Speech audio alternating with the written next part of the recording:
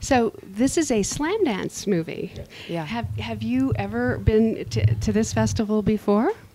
Never to slam dance. We've always been big fans of slam dance, right? I mean, you've been sort of aware of it for years. Yeah, from the beginning, I actually thought this was a perfect film for slam dance. Slam dance, as some of you know, is what Sundance used to be. I mean, Sundance has become very big and has very big movies with huge budgets. A lot of them already have distribution and big stars in them. And Slam Dance was born 14 years ago and only takes 10 feature narrative films. They have 1,200 submissions. They have no one. They can't be bought by agents or producers or anything. So the films are judged on the merits, and we were very, very honored to be one of the 10 films to be selected to be in the feature narrative competition. What genre would you describe this film as?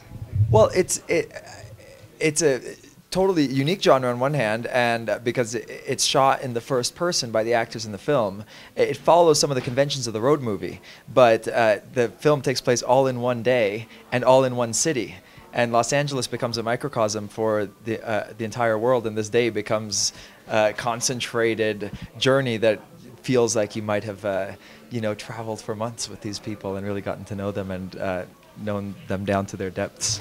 So Olivia, explain how that works when you're actually part of the filmmaking team.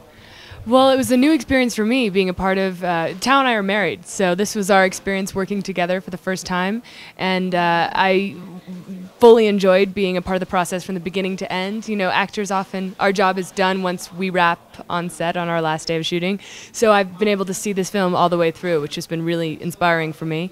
And as far as shooting the actual film with this kind of genre, it was so different because, first of all, it was all in one day, so continuity was kind of an interesting challenge and one that we accepted, and I think we did a pretty good job with it.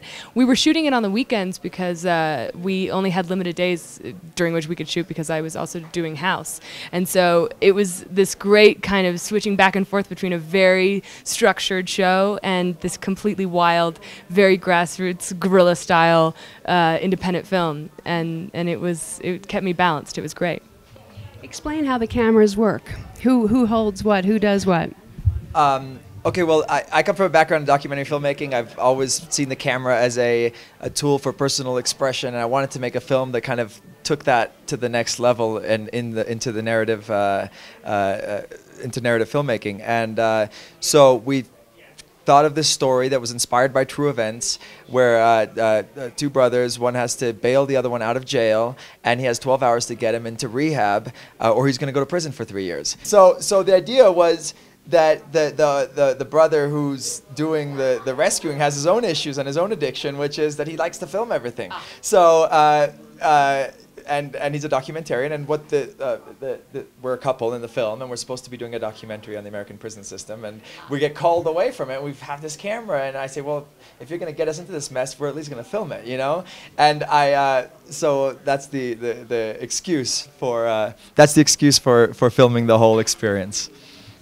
And so what was it like for you? Did you have to do a lot of really hard on-the-run kind of first? There were no takes. I mean, how does that? How did you do that? There were a lot of takes. A lot. There was a lot of rehearsal involved, a lot of preparation in this kind of film. The more rehearsal that you do, by the time you get to shoot it, then it really adds layers and makes it a lot better of an experience. And what camera did you use?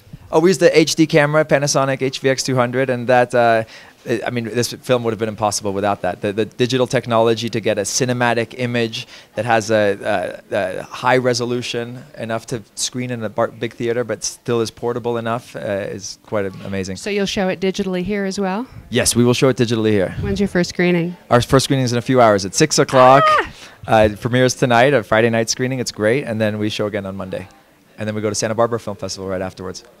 Congratulations. Thank you. And thank you very much for coming in and talking to us. Thank you so much. Thank you for having us. It's great. Thank you.